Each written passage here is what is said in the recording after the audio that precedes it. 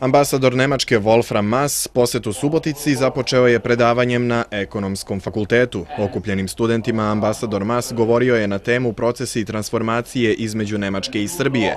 Ekonomski fakultet Subotica pridaje veliki značaj međunarodnoj saradnji i razmeni studenata, gde Nemačka i njene organizacije zauzimaju značajno mesto. Što se tiče razmjene studenata, moram reći zaista i pohvaliti dve organizacije. To je najprije organizacija Nemačka asocijacija za akademsku razmjenu studenata, DAAD, i tu je fond doktora Zorana Đinđića, koji je nekoliko navrata, unazad godinu, 2 dana, veliki broj naših studenta dobio priliku, zahvaljujući njima, da gostuju u Nemačkoj, boravi nekoliko mjeseci, nekoliko naših saradnika, a tako i nekoliko naših studenata. Ambasador Maass razgovarao je i sa rukovodiocima Ekonomskog fakulteta. U razgovorima su razmijenjena mišljenja i stavovi po pitanju uloge visokoškolskih ustanova u razvoju ekonomije u Srbiji, kao i o interesovanjima koje nemački investitori imaju za ulaganje u Srbiju.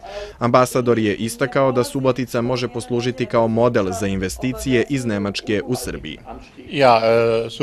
Naravno, Subotica je tako reći model za investicije iz Nemačke u Srbiji. Mislim da nijedno drugo mesto nije toliko zadnjih godina dovelo do toga da nemački investitori ovdje dolaze, izgrade svoje preduzeće, postrojenja i naprave nova radna mesta.